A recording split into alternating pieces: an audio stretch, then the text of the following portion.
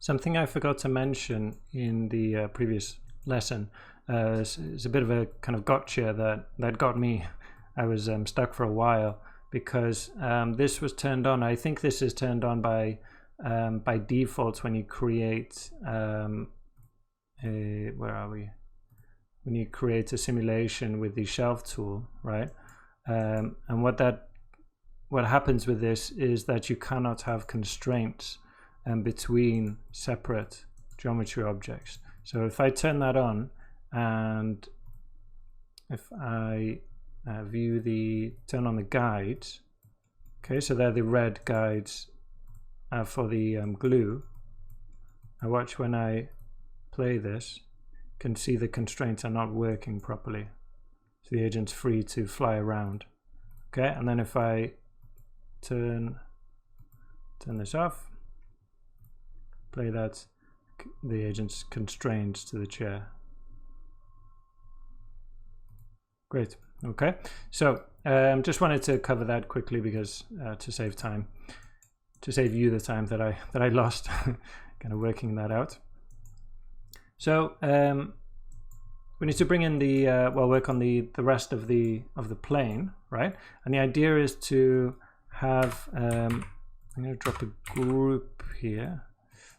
So the idea is that the back of the plane at some point will be ripped off, and kind of the agents will fly at the back. Yeah.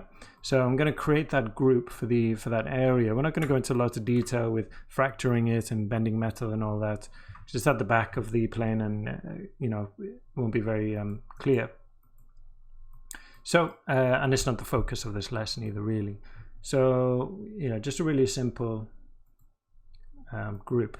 So I'm going to call this animated, because this part will be animated, the rest will be static. And I'm going to use a bounding region, bounding box. Okay, and then 17, 17, 17 for the size, and then 7 by 23 I've got. Okay, so just to grab this section at the back,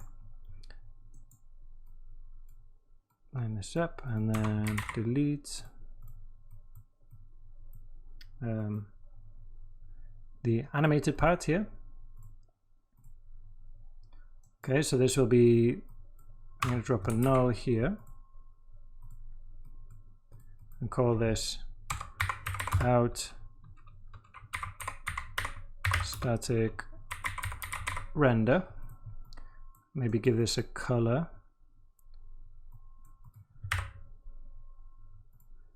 Oopsie daisy, there we go. So this part, yeah, is what we will actually be rendering, because after here now I'm going to be setting up collision geometry for the bullet solver. And then over on this side, delete non-selected, and then we got that. And then let's animate this. Okay, so yeah, up to frame 100. We're not going to move it. Let me just put the pivot in the middle. So if we look now, the pivot's down there. So a handy little tip to put the pivot in the middle is to use this expression $CEX. Oops, you need capitals there.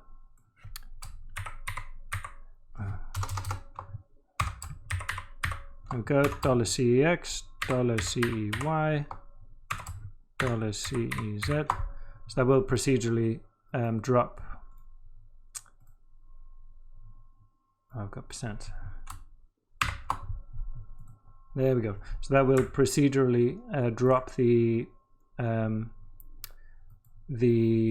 pivot into the middle of the geometry, right? So yeah, up until frame 100, it's static, doesn't move, and then after that we're gonna move it away. So at frame 120, set up that, and then I'm just going to drop in the values that I've got here. -20, -30, 10, -2, 105. Okay, so you can see it just kind of goes shooting out backwards. and then over to 134 there. Goes up a little bit. 252, 10, that's fine. Change it a bit to 11, 30, and 20. Right, so there we got this kind of shooting away, right? So you can see it's with this.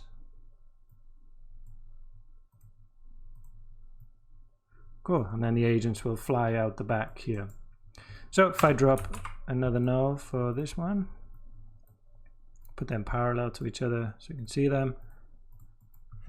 Call this out animated and render. Color that purple as well. Okay, so now I need to start thinking about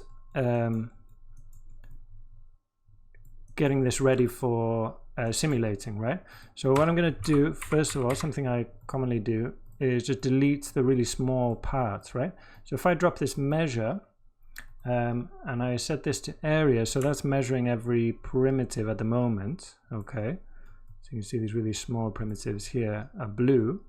If I set this to per element and then change it per piece and then change that to name, I think, get rid of that class.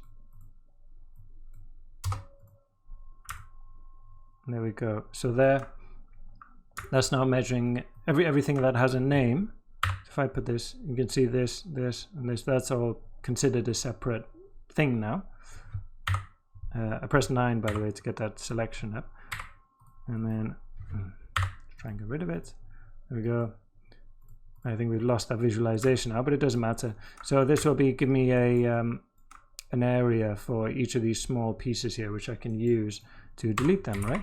So I'm just going to drop a delete because we're not rendering this, and it won't really affect the simulation that much, but it will save simulation time. I can just delete them. So if the area is less than 1, delete, and then you can see all these kind of small parts go away. Okay, we'll do the same thing on the other side.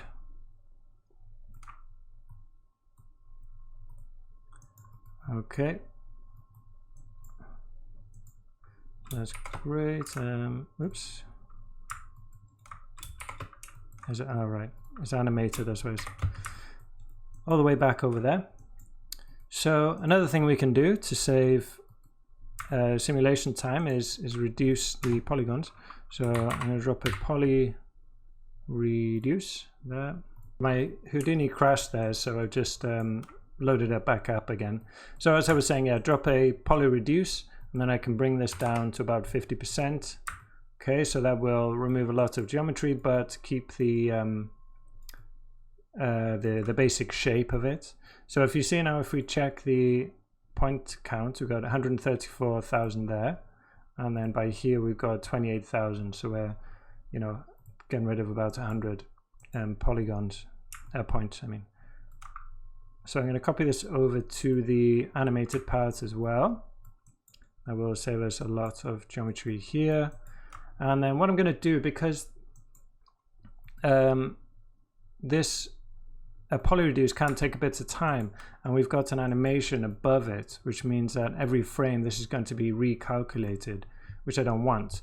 So what I'm going to do is drop a time shift here and then freeze this to the first frame. Okay, so now this isn't doing anything, and then just grab this transform, right click, create reference copy, and then drop that underneath. Okay, and we'll get an error because of this, the pivot.